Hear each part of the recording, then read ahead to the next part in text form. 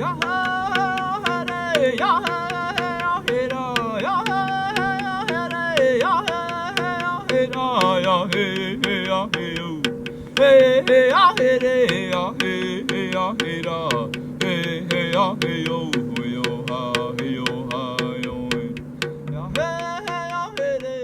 I was contacted by some anthropologists here in Bozeman and connected with this geneticist in Denmark, and he asked me to meet him at that site, I really had no idea what was in store.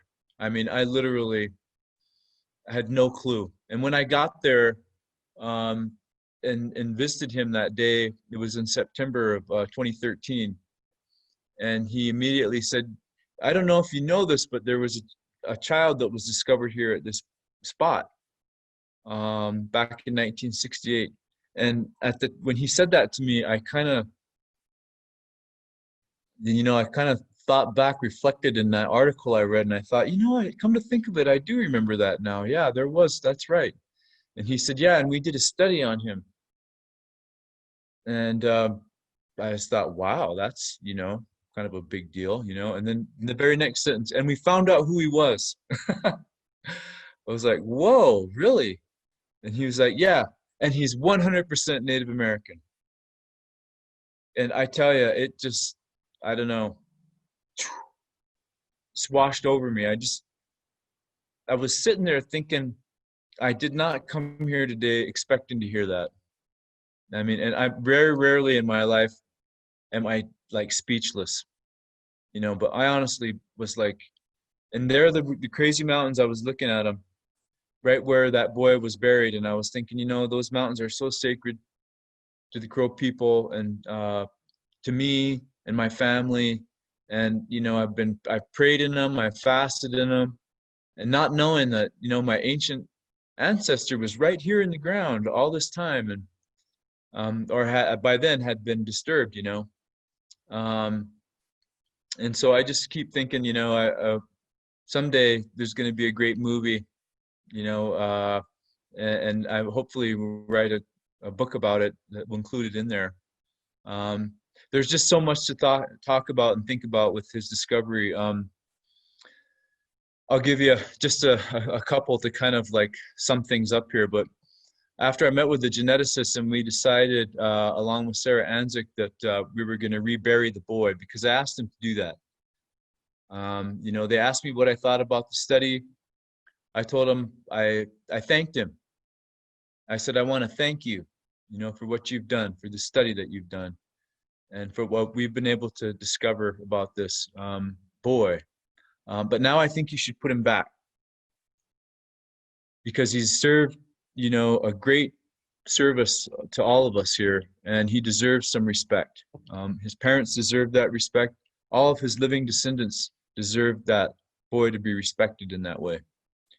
And so we went around to different reservations in the state to organize a reburial. And one of the first places we stopped was Crow Agency. And we met with my uncle. And, he was kind of in awe about the whole thing too. We walked right into his living room. It was late in the evening, and we just laid all this on him, and he was just kind of sitting there thinking about things. And then the next day he started texting me early in the morning. He gets up really early, and this was like after he'd done his morning walk or whatever. It was only 5:30, and the text message, he sent me a series of text messages, and one of them was, if you had to send a message 12,600 years into the future, what would it be? And how would you know that people would even understand it? And he left it there, and I thought, whoa, that's a heavy duty one, And then we were talking about the elkhorn antlers that were discovered with the boy, and how they were 200 years older than the boy. And he asked me, do you have anything 200 years old? Because I don't have anything 200 years old, and I've been collecting stuff my whole life. And I don't think I know anyone that has anything 200 years old. But these people did.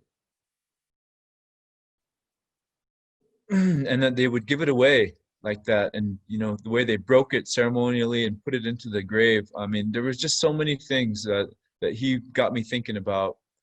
And I'm still thinking about him today.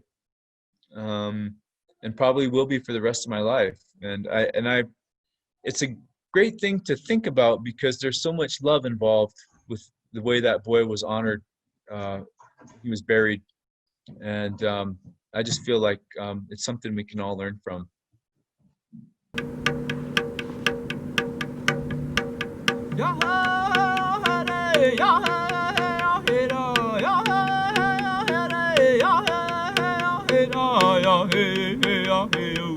Hey, hey, ah, hey, hey, ah, hey, hey, ah, hey, da.